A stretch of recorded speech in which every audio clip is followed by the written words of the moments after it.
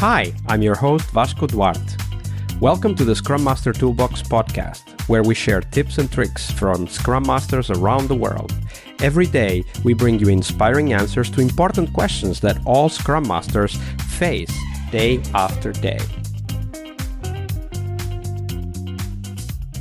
Hello everybody, welcome to our Team Tuesday. This week we have with us Kirsi Salsten. Hey Kirsi, welcome back. Hi Vasco, thanks. So Tuesday is of course Team Day here on the podcast, but before we jump into that, Kirsi, do share with us, what's the book that most inspired you in your career as an Agile coach? Well, I would have to say it's Bob Galen's Extraordinarily Badass Agile Coaching. Love the title, by the way. That's a book that I read actually last summer, and I like it because it sets a standard for Agile coaching, and it's very much focused on coaching, but still kind of takes into account that Agile coaches are not like just coaches, but there has to be that, also the teaching and sometimes driving things part of the job and not just coaching. And that's something actually that I would also recommend to Scrum Masters. So it's not just Agile coaching book, but really talking about the coaching part that there is also for Scrum Masters in their job. Well, when you think about the book, is there kind of a specific lesson that you got as an Agile coach from the book that you would like to highlight? There's a couple, and one of them is that because I've been working as a company internal Agile coach. So when you're in a company internal Agile coach, you easily forget about the Agile coaching contract. If you work as a consultant, an external one, obviously that's a really important part. But as an internal coach, it is also important to kind of agree with the people that you're going to start to coach. What is the goal, or the what are we trying to achieve together?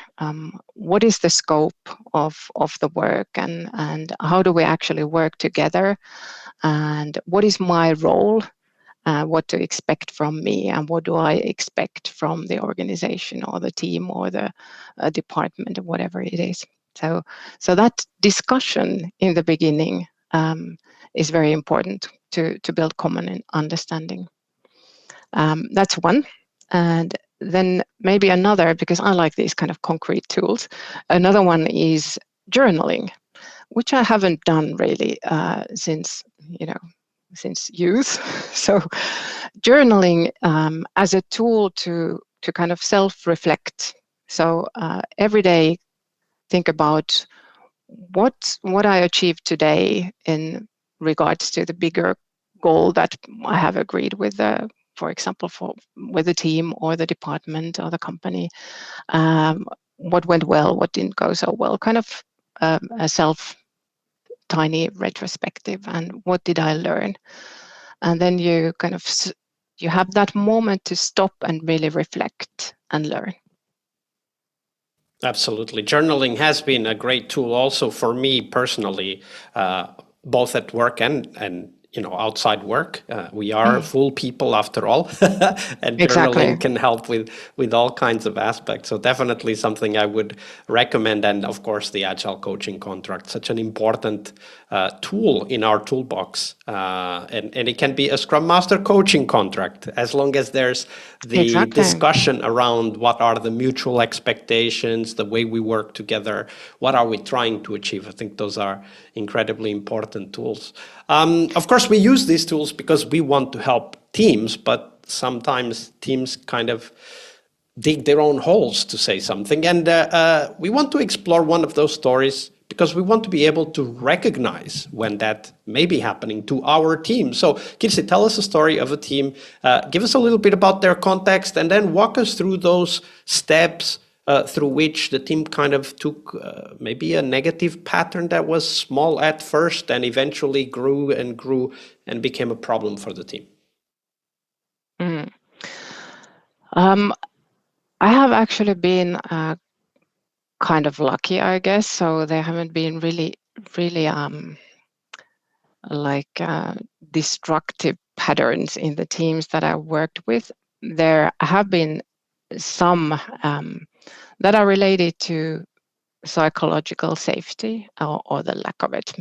And that's something that's repeating in many teams. So there is no courage in the team to actually talk about things that are not going well, or things that are counterproductive, or somebody's behavior in the team that is actually causing the team not working effectively, or the team not working as a team. So that's something that I have seen quite a lot, and it obviously then goes back to how does the team actually know each other as a team, and have they had a discussion on the team principles, made a team agreement, and discussed that. But I was talking to my colleague the other day, and she's been having challenges with one team, and I was thinking that maybe I could tell some examples of this one team, because there are certain like anti-patterns that would probably be interesting to understand, especially if there is a Scrum Master or an Agile coach who is starting with a team who's just entering the Agile ways of working scene in a way. And this is actually a team of, it's quite a big team. It's maybe 20 people, and they're working on reporting. So they're actually responsible on reporting to institutional authorities. This is a regulated industry that we're working on. So it's common that we have to also do this reporting to authorities. So the team is responsible for generating the reports and then also maintaining the data storage from which the reporting is done. And they have been kind of effectively keeping Agile coaches out of the team with different methods. So kind of shutting out in a way, and mostly it's now being visible that something is not well, because, for example, the employee satisfaction scores, they are a bit kind of alarming, and then the goal setting, because that's something that is worked together with other teams. There are challenges with that, and now it's apparent then also to the leadership that this team actually needs support and needs help. And it turned out that the challenges are caused probably because the product owner has wanted to protect the team from outside kind of disturbances, and the team. Can you give an example of that protection? Yeah. So they have established their own ways of working, and they're very comfortable in their kind of existing routines, and the product owner has seen that Agile ways of working and this transparency and teamwork, they're actually threatening to the current ways of working that they are very comfortable with, and kind of would break their routines. And probably just meaning well, they have wanted to protect the team from these changes so that they can continue as is. And without realizing, probably has been causing a lot of,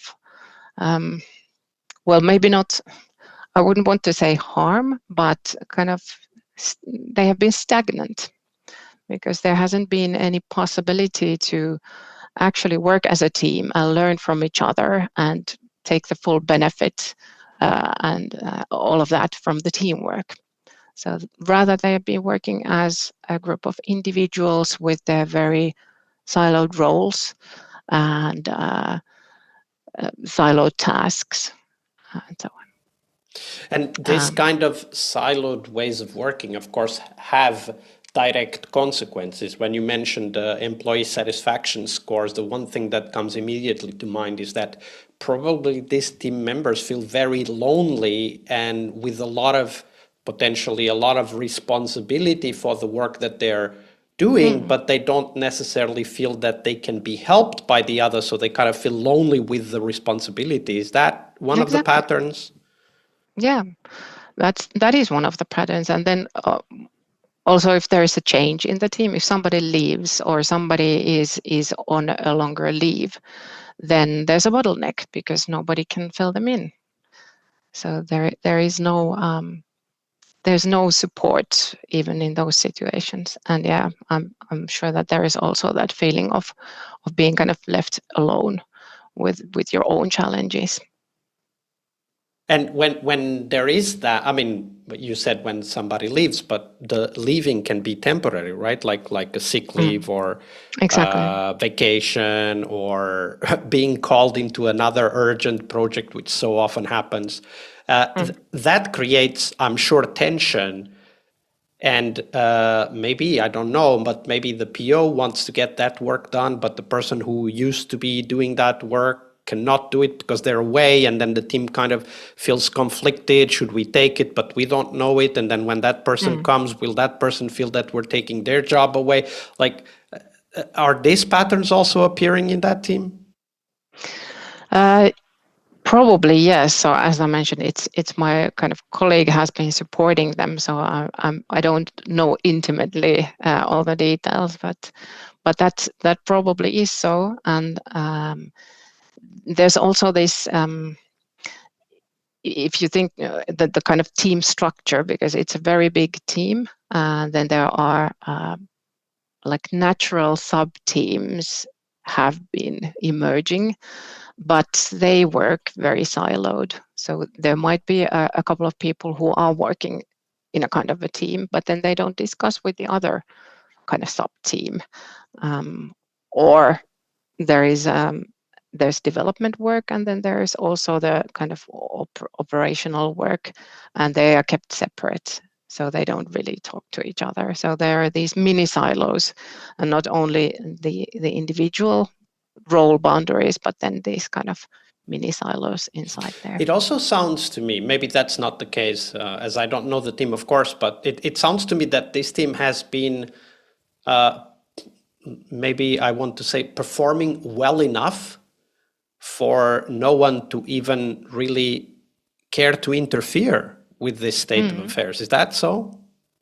Yeah, and since that's also an interesting kind of question about the agile coach role.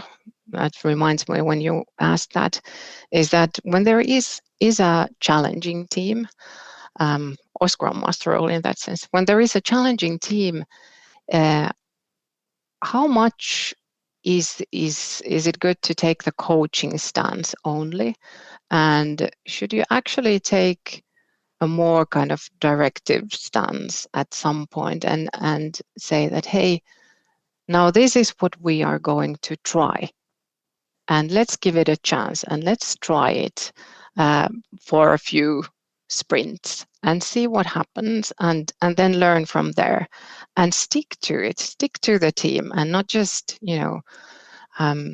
try and give up and be polite and okay, you can continue like so definitely what you say makes a lot of sense. So taking a more directive stance, because of course we do bring experience with us, and we have seen things like this in other teams as well, and taking that approach of suggesting something to be tried for a limited time, I think that's a great idea.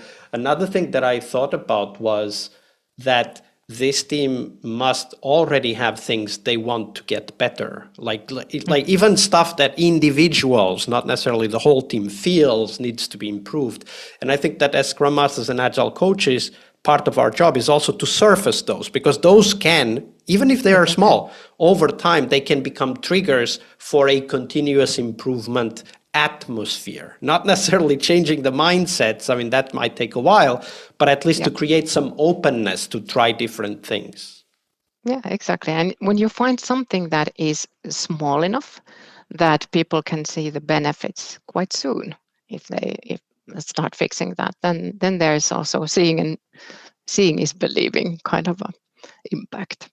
Yeah, absolutely. That's a great story. And I know this is not an easy story necessarily, because, it's good enough, but not really evolving. Eventually, over time, it creates a bigger problem.